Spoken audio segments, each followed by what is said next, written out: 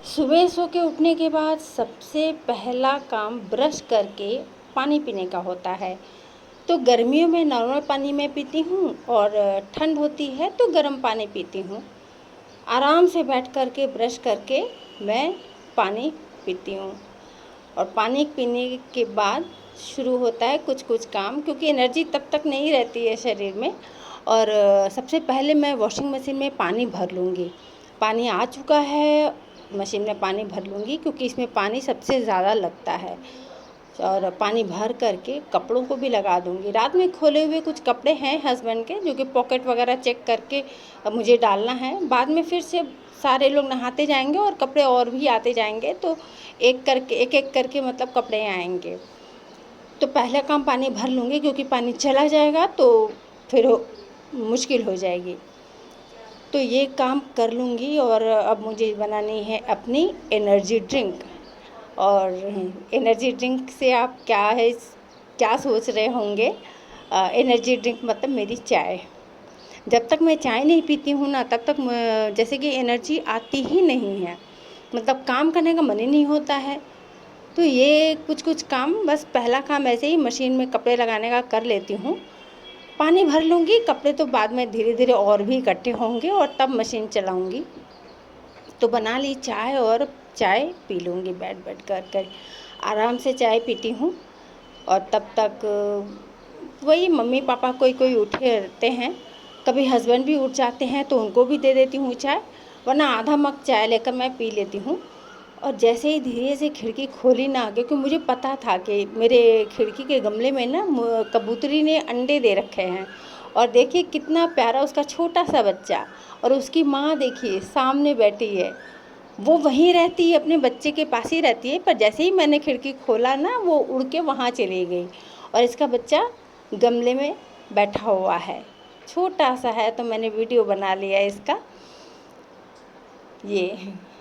और ये देखिए थोड़ा बड़ा हो जाएगा तो शायद ले जाएगी अपने बच्चे को। अंडे दो थे पर बच्चा एक ही है, एक अंडा का क्या हुआ नहीं मालूम, क्योंकि उसे डिस्टर्ब होगा बोलकर हम खोलते नहीं हैं। और अब नहा धो करके मैं आ गई हूँ अपने मंदिर में पूजा करने के लिए। कान्हा जी का श्रृंगार पहले कर लूँगी और उसके बाद भोग लगा के और आरती करना रहेगा। सुबह तो बस शॉर्टकट ही मारती हूँ, मतलब बहुत ही झटपट में पूजा कर लेती हूँ।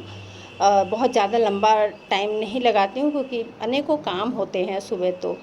और नाश्ता बनाओ, खाना बनाओ, फिर उसमें डस्टिंग वगैरह भी बहुत काम रहता है। तो झटपट की पूजा सुबह की होती है, और बाकी का ज़्यादा लॉन्ग पूजा तो मेरी मम्मी करती हैं। नाश्ता बनाने के लिए आ गई हूँ, कटिंग चॉपिंग कर ली है। तो देखिए सैंडविच बनाऊँगी आज। बच्चों ने कहा था कि मम्मी सैंडविच बनाना, एकदम घर वाली सैंडविच। बड़ी बेटी आई हुई है ना, तो उसको घर का ही सब कुछ पसंद आ रहा है। बोले कि मुझे एकदम सादी सादी सैंडविच बना के खिलाना, जैसा आप घर पर बनाती हो। मैंने कहा ठीक है।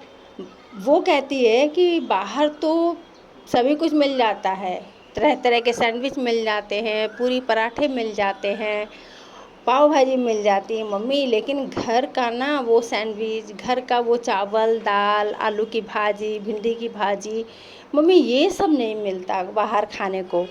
घर का खाना बड़ा याद आता है। ओके ठीक है। तो बस उसके ही मनपसंद से मैंने सैंडविच बनाने का सोच लिया।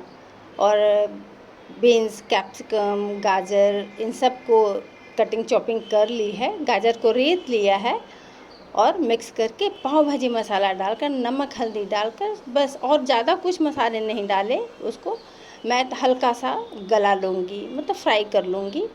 और थोड़ा हल्का पक जाएगा तो इस तरह से ब्रेड को मैं बटर में सेक लूँ।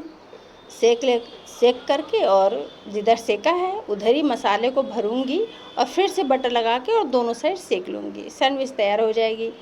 देखिए जितने बच्चे घर में होते हैं ना, सबकी पसंद अलग अलग होती है। कोई सॉस लगाकर खाना चाहता है, कोई चटनी लगाकर खाना चाहता है, तो कोई शेजवान सॉस लगाकर खाना चाहता है।